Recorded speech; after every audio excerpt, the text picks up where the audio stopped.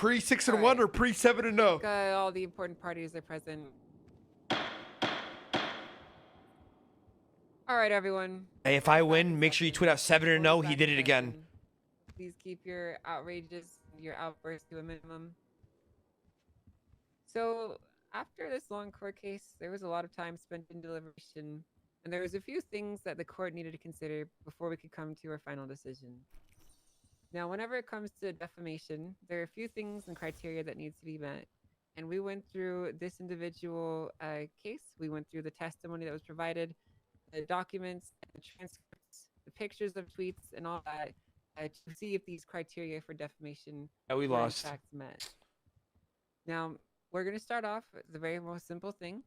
The name that was used in this tweet was not consistent with Mr. Ramasquamy's full name. Now, when it comes to defamation, it's important that you can prove that someone is being directly mentioned.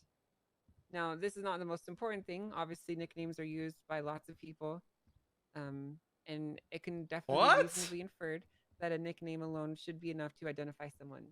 He admitted it on the stand. The next thing that we need to determine is if what Pilbis said was factually and knowingly incorrect, and if he knew it to be the case, and most importantly, if there was any malice in what he said. Now, the court notes in the transcript that Pilbis was noted to be in fear of his life, and even though the plaintiff, Mr. Ramasquamy, was found not guilty on his assault charges, it does not mean that Pilbis had any less reason to be in fear of his life or believe that there was a serious attempt on his life that occurred, irrespective of what the court's final decision on his charges were. Now, the plaintiff, Mr. Ramasquamy, did also, in fact, have a criminal record at the time of the post, according to the testimony that was given by multiple witnesses in this courtroom, meaning that not one portion of the alleged defamatory behavior was demonstrated to be as such to the court.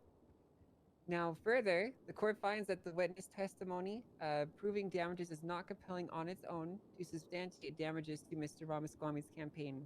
There was no submitted evidence on the docket or afterwards through motions to the court to substantiate the damages requested by the plaintiff, and no evidence submitted supports any actual damage to the campaign itself. His testimony. Eyewitness testimony.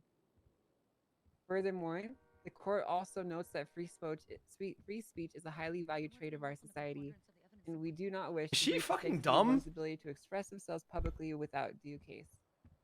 As such, the court is going to find in favor of the respondent with no damages awarded to the plaintiff.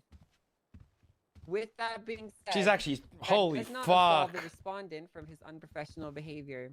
We have noted the lack of decorum on the official docket. We also have noted that your legal aid beat Mr. Ramasquamy to a pulp in the public courtroom full of multiple people. We've noted that you didn't provide witnesses until the day of, and you were also late to the court case. In addition, we note that during your closing and when you were on the stand providing your testimony, you made statements and attempted to use the courtroom as a place to further your campaign at the expense of Mr. Ramasquamy.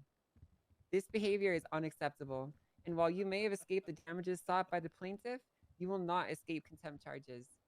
Mr. Pilbis, I'm going to be finding you in contempt of court for 5 months and a $500 fine.